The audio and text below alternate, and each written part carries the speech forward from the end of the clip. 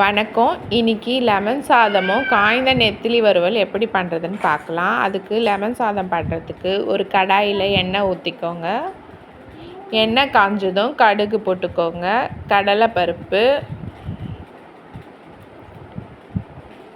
வேர்க்கடலை, வறுத்த வேர்க்கடலை தோல் உரிச்சிட்டு போட்டுக்கோங்க. பூண்டு இந்த மாதிரி நல்லா நறுக்கி போட்டுக்கோங்க. காஞ்ச மிளகாய் உங்கள் காரத்துக்கு எப்போ போட்டுக்கோங்க. கறிவேப்பிலை போட்டுக்கோங்க. மஞ்சள் தூள் போட்டுக்கோங்க. பெருங்காயத்தூள் போட்டுக்கோங்க.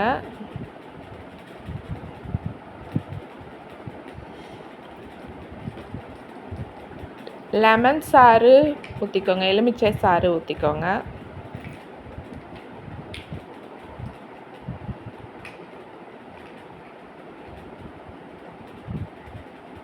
தேவையான அளவு உப்பு சேர்த்துக்கோங்க. கொதிக்க விடுங்க. கொதிச்சு இதை மாதிரி நல்லா வரட்டும். இப்போ இதில் நல்லா வேக வச்சுருக்க சாதத்தை சேர்த்துக்கோங்க. கொஞ்சம் கொஞ்சமாக சேர்த்து கிளறிக்கோங்க. நல்லா சாதமும் இந்த சாறும் நல்லா கலங்கட்டும்.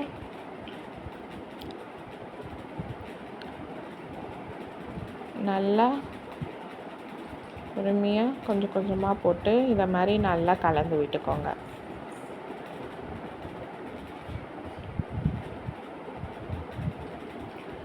நல்லா கலந்தாச்சு.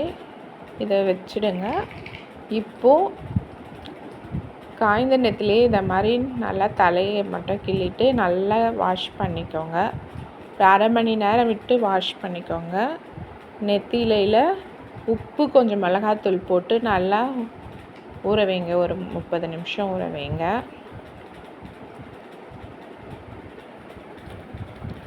கொஞ்சம் ஊறுந்தும் செஞ்சால் இன்னும் நல்லாயிருக்கும்.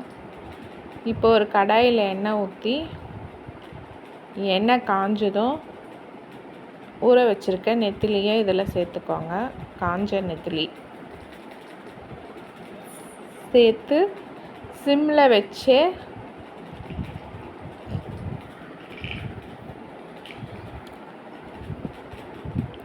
வச்சு நல்லா வறுத்துக்கோங்க.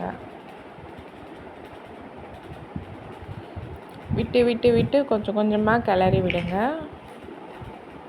கொஞ்சம் வேக விட்டு கிளறி விடுங்க. பாருங்கள், நல்லா வெந்துடுச்சு.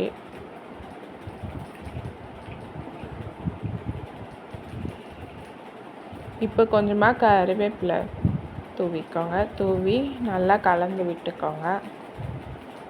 அவ்வளோதான், நெத்திலி வறுவல் தயாராகிடுச்சு. லெமன் சாதம் நெத்திலி வறுவல் தயாராகிடுச்சு.